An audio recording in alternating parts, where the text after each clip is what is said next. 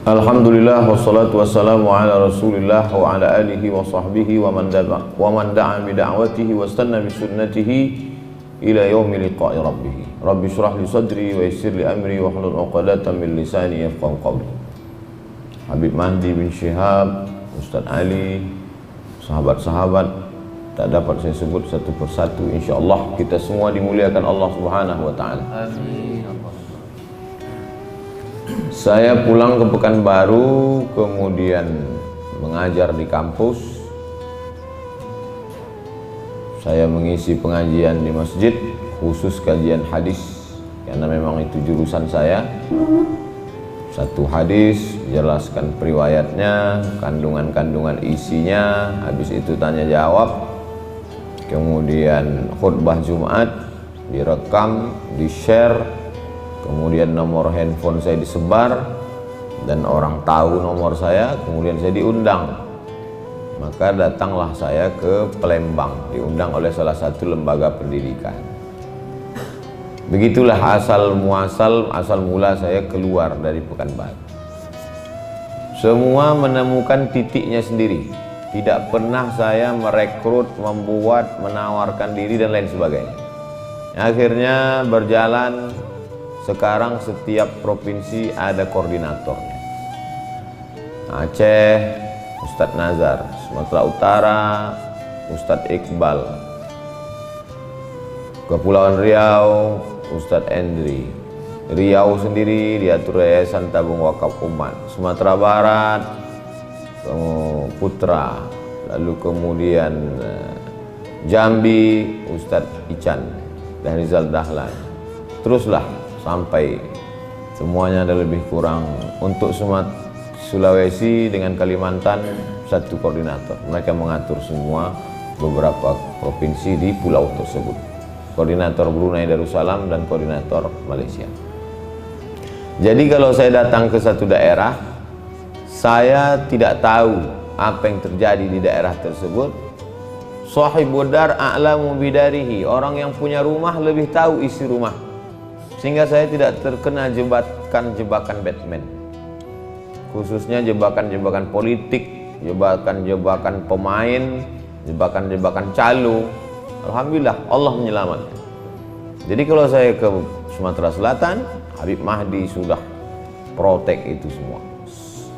Jadi siapapun dari Sumatera Selatan yang mengirim proposal ke Riau atau menelpon tim, semuanya akan balik ke Habib Mahdi. Begitulah di setiap daerah masing-masing. Saya tidak mau menjadi ustadz artis show macam penyanyi dangdut. Datang, pertunjukan, pulang. Tidak begitu. Kalau saya datang ke satu daerah, apa yang mesti saya support di daerah ini?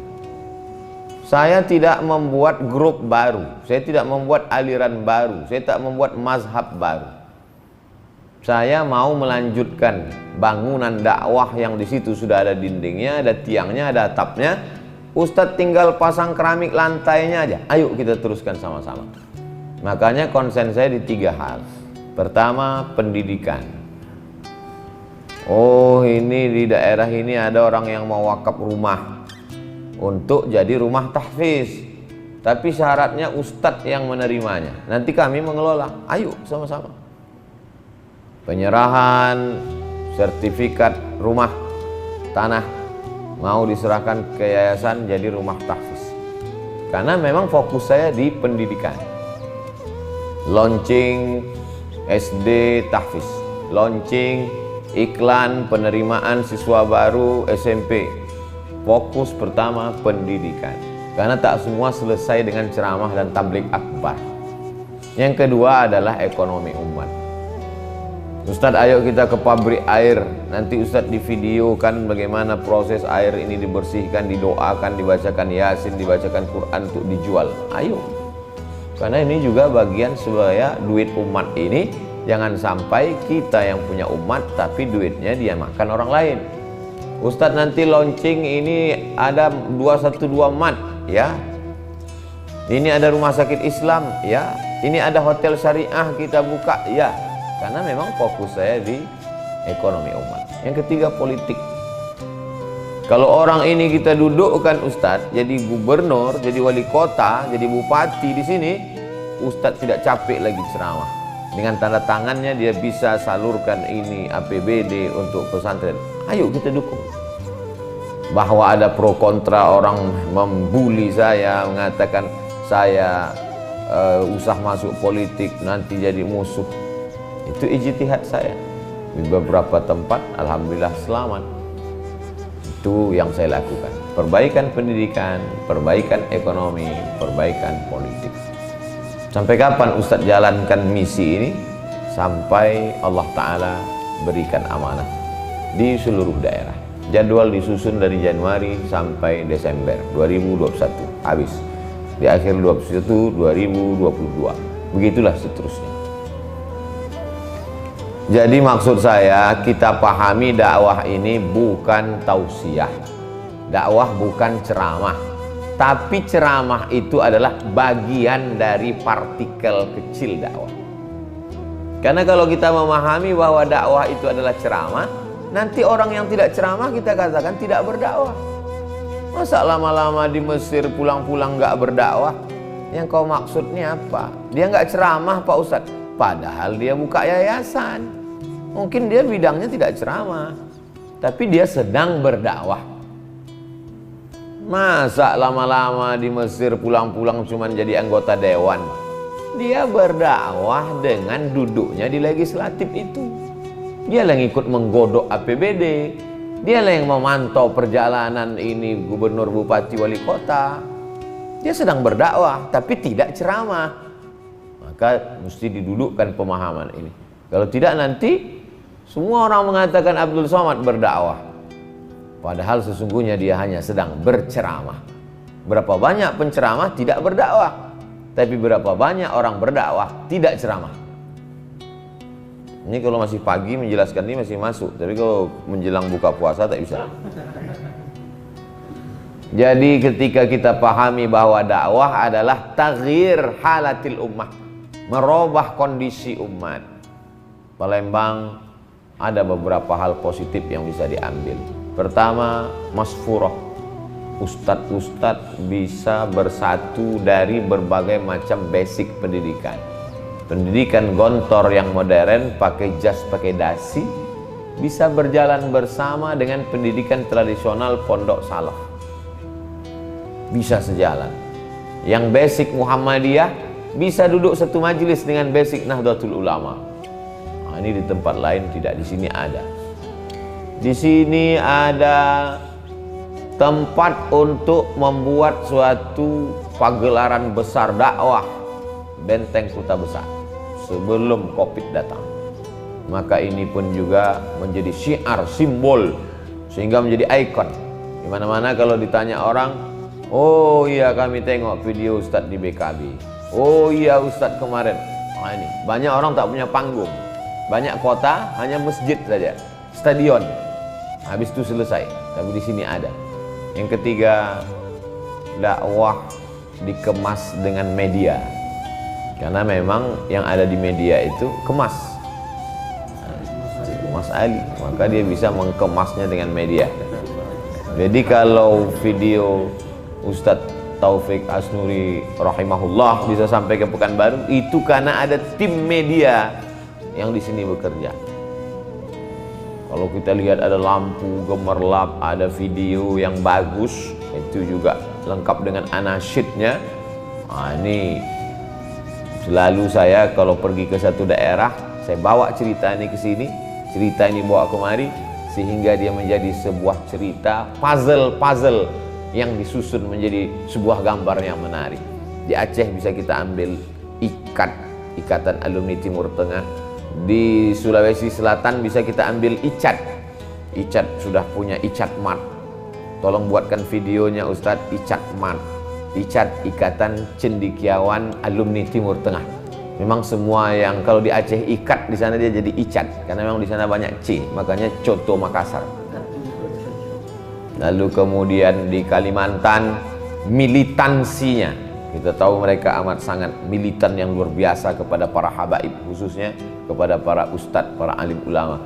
Jadi apa yang ada di beberapa daerah dan saya bisa bersinergi berjalan dengan kawan-kawan tanpa merusak. Jadi kalau ada dari Pontianak Ustadz Lukman dengan program berasnya, dengan program keumatannya, bisa berjalan sinergi bersama selama kita masih satu arah, satu tujuan, maka tidak pernah mempermasalahkan kendaraan apa yang kita pakai. Bahwa ada yang naik sepeda motor gede, ada yang naik sepeda, ada yang naik speedboat. Kita tak pernah permasalahkan itu dia naik apa, karena kita terlalu fokus melihat tujuan akhirnya.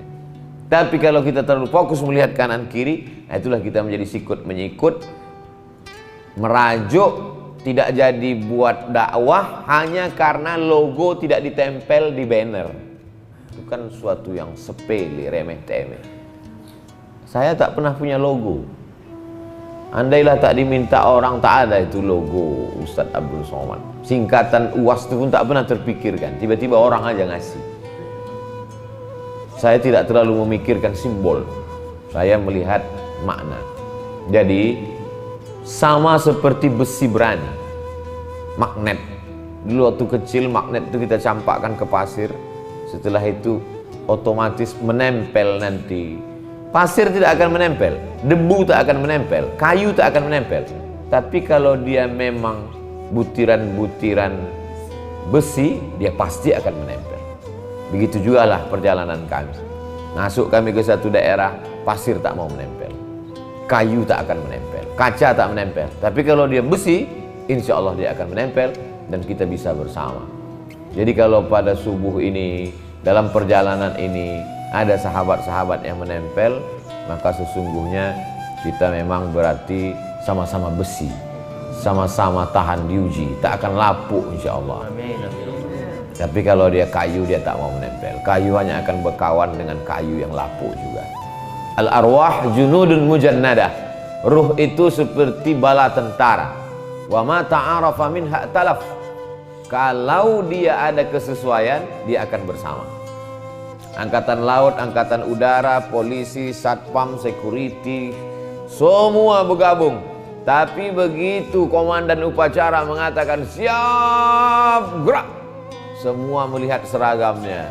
Satpam sama satpam, hansip sama hansip, angkatan darat sama angkatan darat, polisi sama polisi, berbarislah dia. Begitu juga dalam perjalanan ini. Ruh saya, ruh Habib Mahdi, ruh mulai dia merapat. Kenapa dia merapat? Wa ma ta'arafa. Karena ada titik-titik kesamaan, ada titik-titik temu. Walaupun kami secara zahir sangat berbeda. Habib Mahdi pakai sorban, saya pakai peci. Beliau pakai jubah, saya pakai sarung. Beliau dari Hadramaut Tarim, Darul Mustafa, Sidil Habib Omar bin Hafiz, saya dari Al-Azhar. Berbeda, tapi ada satu titik temu. Begitu juga dengan Ustadz Kemas Ali, ada titik temu. Wa ma tanakara minha talaf. Walaupun dari satu sekolah, sama-sama dari Azhar, sama-sama satu angkatan, tapi kalau tanakara tak bersesuaian, tak sejalan, ikhtalaf, dia pasti akan terjadi ikhtilaf. Kenapa kita bersama bisa subuh ini? Berarti roh kita ada satu-satu sifat, banyak persamaan-persamaan kita. Itulah yang membuat kita bisa bersama. Bersama di Palembang, bersama di dunia, bersama ketika bangkit di padang mahsyar, bersama pula dalam surga bersama Sayyidina wa Maulana Muhammad sallallahu alaihi wasallam. Saya tak pernah takut kehilangan sahabat. Kenapa? Karena banyak yang berguguran di dalam jalan dakwah. Yang kawan menjadi lawan banyak, yang dulu teman baik menjadi musuh banyak. Tapi orang-orang yang tak dikenal pun menjadi sahabat lebih banyak lagi. Dari mulai Aceh, Sumatera Utara, Sumatera Selatan, Lampung, menyeberang ke Jawa Barat, masuk ke Jawa Tengah, DKI, masuk ke Jawa Timur, masuk ke wilayah timur Indonesia, datang ke Maluku, sampai ke Sorong Papua, sampai ke Raja Ampat, sampai ke beberapa negeri tetangga, sampai ke Terengganu, sampai ke Perak. Tak pernah kenal, beda bahasa, beda suku, tapi ketika ruh itu sama sifatnya, menjadi sahabat, menjadi kawan.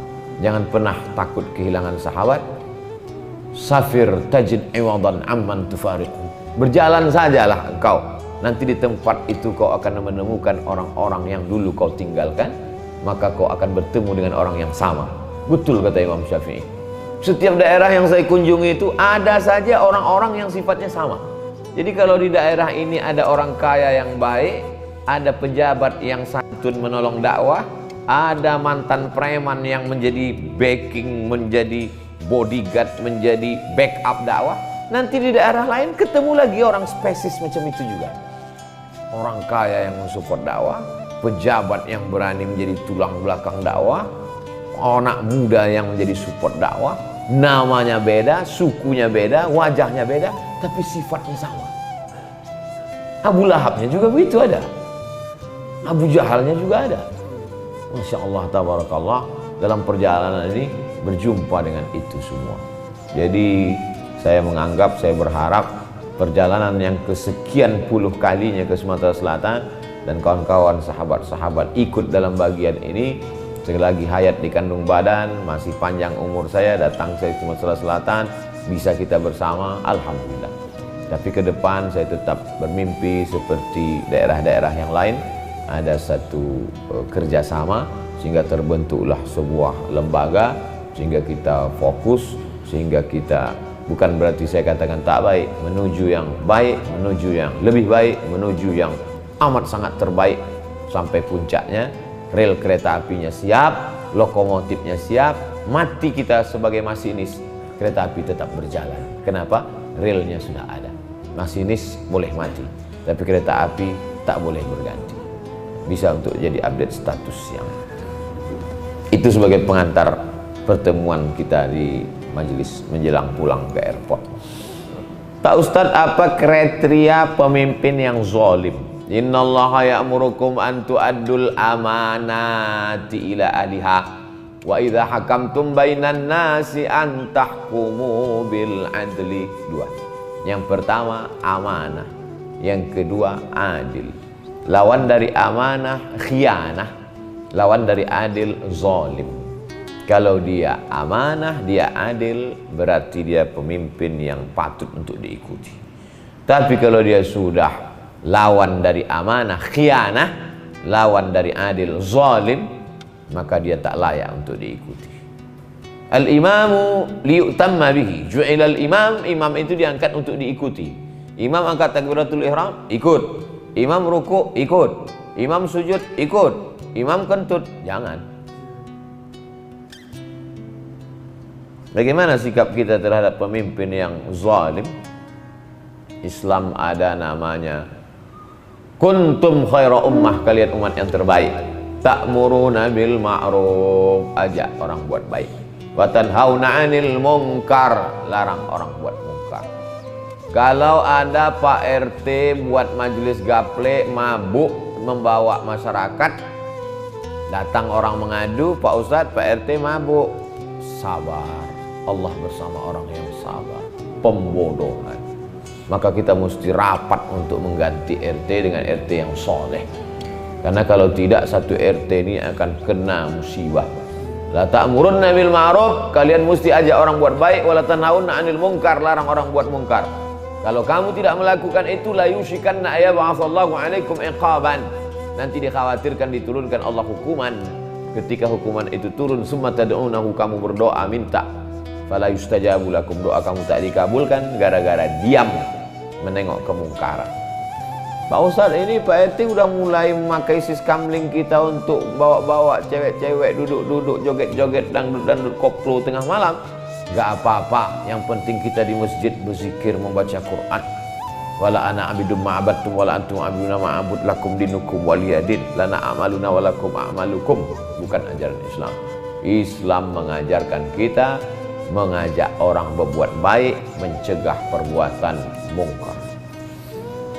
Tak Ustadz, izin bertanya, bagaimana berjuang sesuai syariat Islam, ajaran Rasulullah terhadap para pemimpin yang tidak menjalankan sesuai syariat Islam, padahal dia sendiri seorang Islam? Kalau Anda seorang dosen, profesor, doktor, buat seminar, itu bidang, sadarkan umat ini, seminar, lokakarya. Kalau Anda seorang da'i, juru dakwah, sampaikan lewat khutbah, data, fakta, tugas seorang pemimpin bukan penyebar fitnah.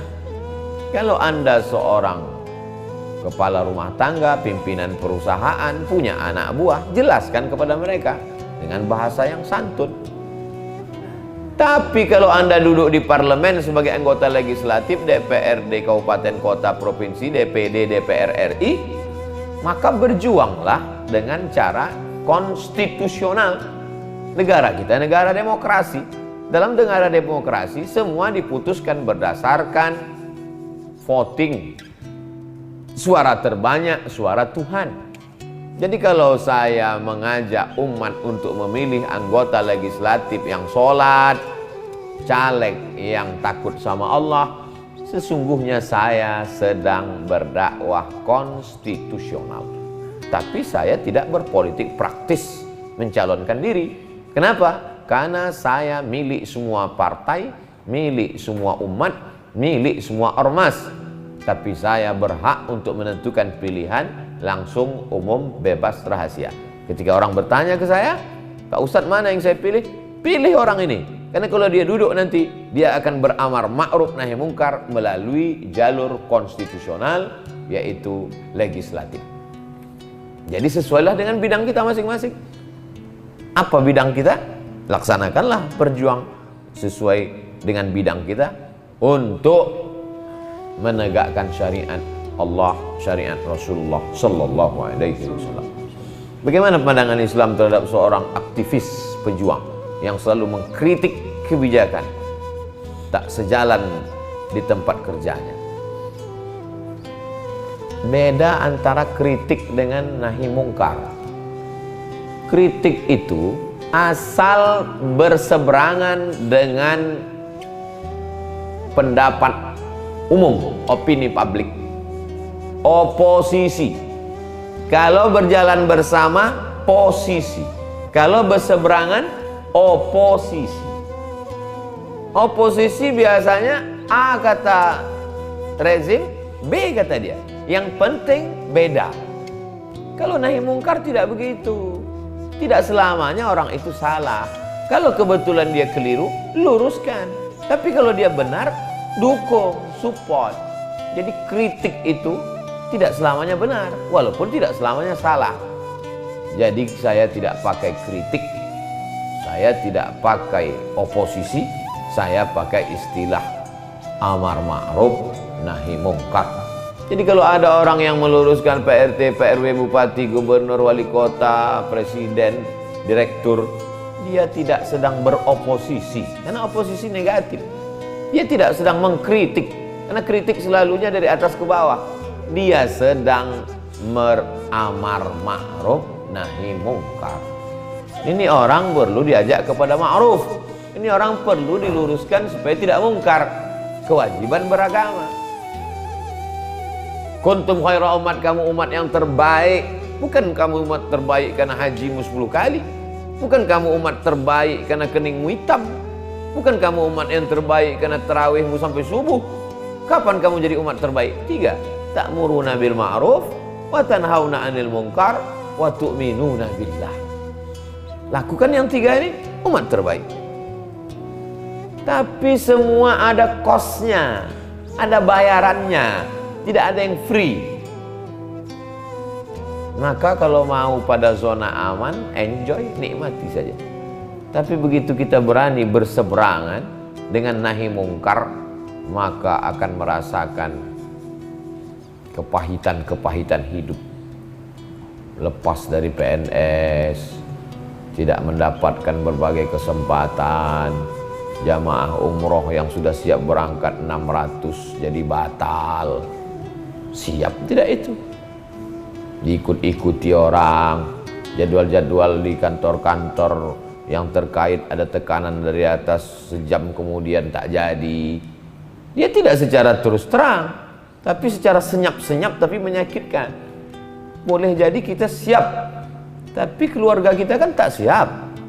Boleh jadi kita pribadi siap, tapi kita punya ponakan yang menjadi pegawai di kantor ini. Ketika orang tahu kita ada kaitan, dia akan dicampakkan ke tempat yang jauh. Ada aksesnya. Hidup adalah berani, memilih resiko. Life is take risk. Hidup berani mengambil resiko.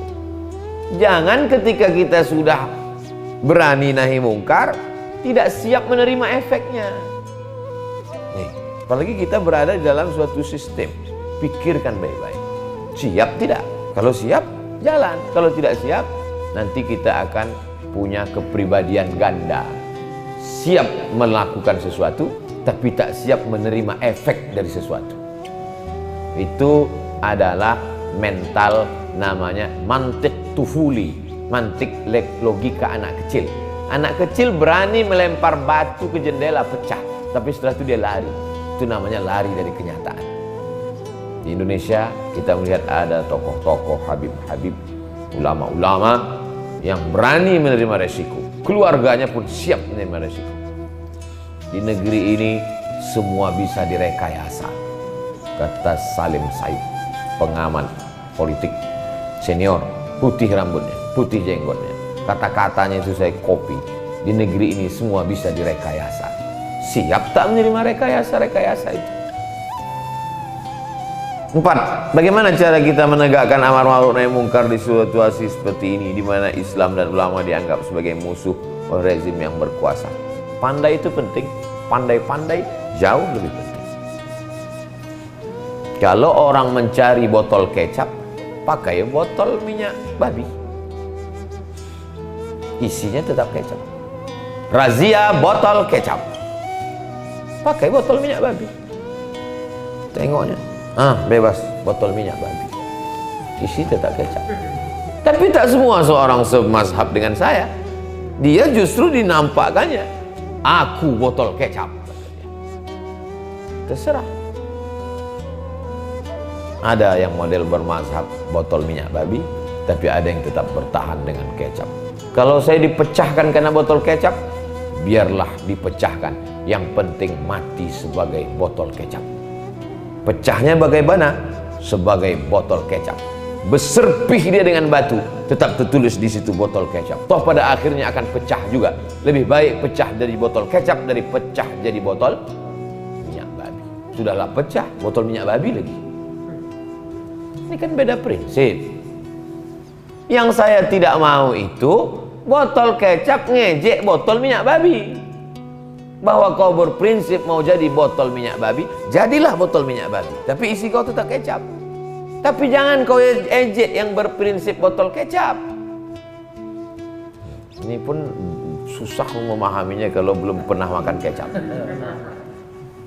Tapi di Palembang ini saya sampaikan mudah. Kenapa? Karena orang di Palembang biasa minum cuko di atas kecap lagi. Nah, ada orang yang berprinsip mazhab pertama, ada yang berprinsip mazhab kedua. Silahkan. Yang saya tak suka, mazhab satu mengolok-olok mazhab kedua, mazhab dua menjatuhkan mazhab satu. Karena dua-duanya sedang berjuang, dua-duanya sedang memperjuangkan isi yang sama, walaupun dengan sampul casing yang berbeda. Terakhir, saat ini sudah sangat dekat dengan akhir zaman. Terlebih virus COVID-19 semakin membatasi umat Islam dalam beribadah. Bagaimana sebaiknya sikap kita? Pulang dari berjumpa dengan Habib Novel Al-Idrus Solo bulan Maret 2020, maka 2 hari saya sampai di Pekanbaru, lockdown total, walaupun namanya PSBB. Maka saya berhenti keluar Maret, April, Mei, Juni, Juli, Agustus, 6 bulan. Tapi 1 hari tausiah online sampai 5 kali. Tak berhenti. Video di UAS official malah lebih banyak daripada sebelum COVID. Ramadan tahun lalu full sholat tarawih di rumah 30 malam, khatam 30 juz. Malah saya renung-renung lebih berkualitas lagi waktu COVID daripada tak COVID. Ramadan tahun lalu khatam Ar-Risalah Al-Qushairiyah, dikemas dalam buku 53 stasiun menuju Allah. Video full, semua akses bisa saya masuki, khatam Quran tarawih 30 juz, kitab Ar-Risalah Kusyairiyah. Covid tidak memberikan efek apapun. La yadurrukum man dhalla idza tadaitum. Tapi apakah semua umat sekuat kita? Kan itu yang jadi masalah. Jadi kita didik saja umat ini menjadi kuat. Kalau kalian tak bisa sholat di masjid, kalian tetap sholat di rumah dengan keluarga. Andai kalian, tapi ada hal-hal yang kita tidak bisa diam. Kalau sampai sholat Idul Fitri, Idul Adha, kurban kita dilarang, sementara di depan biji mata kita orang duduk ramai-ramai di kafe, sementara mall tetap dibuka, diam kita. Pembodohan luar biasa. Berapalah jumlah orang sholat di masjid, tapi berapa yang minum kongko-kongko duduk-duduk? Maka ada masanya kita lockdown, duduk sejenak, tapi tanpa mematikan aktivitas. Kita tetap beraktivitas, hidup kita tetap berkualitas. Jadi alhamdulillah, Ramadan 2019 belum Covid, Ramadan 2020 sudah Covid ketat, Ramadan 2021 Covid kurang ketat. Justru di antara tiga ini saat amat sangat ketat itulah yang paling berkualitas yang saya rasakan. Jadi ke depan kita tetap mesti jeli, kita tetap mesti waspada, kita tetap mesti selalu ada langkah-langkah apa yang kita lakukan. Saya kira itulah yang dapat saya sampaikan. Mudah-mudahan pertemuan kita ini pertemuan yang mendatangkan rahmat dan barokah Allah SWT. Al-Hazihin Niyah Al-Fatihah.